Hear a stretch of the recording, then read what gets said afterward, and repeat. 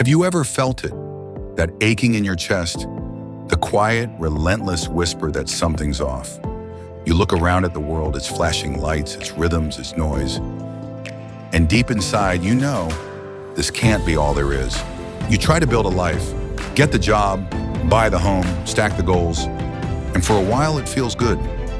Until it doesn't.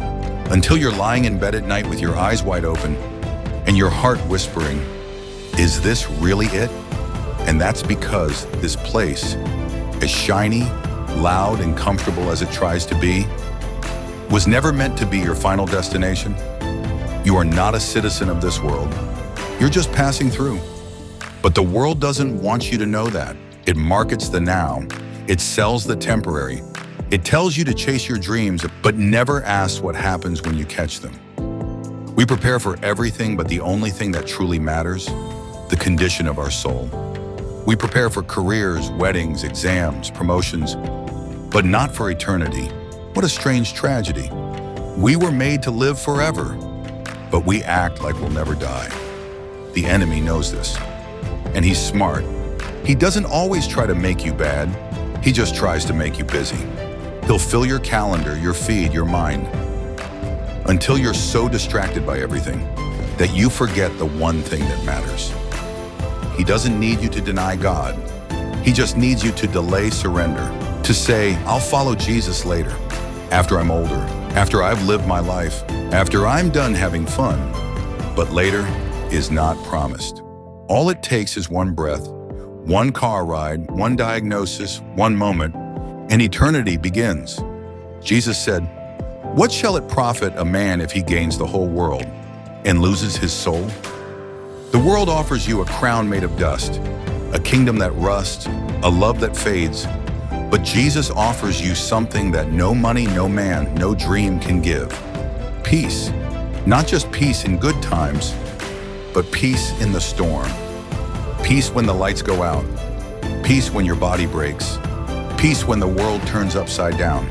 Because his peace is rooted in something deeper. In the eternal. Friend, this world is passing away. Just look around. Wars, violence, division, natural disasters, confusion, artificial intelligence replacing real connection, truth becoming relative, good called evil, evil called good. And still we act like we'll live forever in this chaos.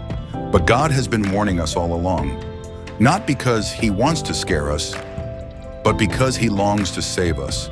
He is not a God of fear. He is a Father of mercy, and he is calling you right now. Long ago, it was written that in the last days, many hearts would grow cold. People would become lovers of self. Even those who profess his name would be caught sleeping, lulled by comfort, distracted by entertainment, numbed by prosperity. And isn't that what we see? But God's voice still cuts through the noise. It still whispers through the chaos. Come back to me.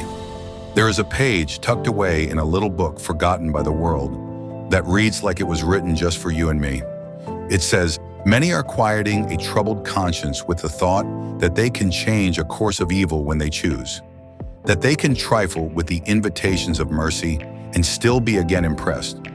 But every rejection of Christ darkens the mind, hardens the heart, and makes it less likely you'll hear his voice again. You may never hear that call again. And then the line that cuts deepest. There is a boundary to God's patience, known only to him. But beyond that point, the Spirit no longer pleads. Can we just pause there? That means there's a line, one we can't see. But once we cross it, we've told God no for the last time. It's not that he stops loving us, it's that we stop listening. The heart becomes calloused, the voice of God becomes faint, until it's drowned out entirely. By the noise of the world, we chose to love more. That's the real danger. Not that we become monsters, but that we become numb, comfortably lost, spiritually dead while outwardly successful. And that's why Jesus is pleading today, not with guilt, but with grace. He's not asking for your perfection. He's asking for your surrender. He knows your weakness. He knows your scars. He knows what happened in your childhood, what keeps you awake at night, what you've never told anyone. And still, he loves you. He's not looking for fans. He's looking for followers. For those who say, Lord, I don't have it all together, but I give you my heart. This is not religion. This is rescue. This is not about becoming good enough. It's about realizing you never could be, and that's why Jesus came. He bore the weight of every sin, your sin, on that cross. He took your shame, your guilt, your punishment, and in return, he offers you something unthinkable, his righteousness, his spotless record in place of your broken one. But the gift only becomes yours if you take it. He's offering it freely, but he won't force your hand. God gave you free will because love cannot exist without choice. And today, you still have a choice, but you won't always. One day soon, this world will end. Not in a movie scene, not in fiction, but in reality, he's coming again. And when he does, the time for choices will be over. There won't be another sermon, another video, another chance. That's why the Spirit is pleading with your heart even now. Don't delay, don't wait, don't gamble with eternity, because this world is not your home. It's a battlefield, a classroom, a hallway, and every moment is a test, not of perfection, but of allegiance. Who do you belong to? Where is your treasure? Because where your treasure is, there your heart will be also. So today, right now, decide. Don't wait for a sign in the sky.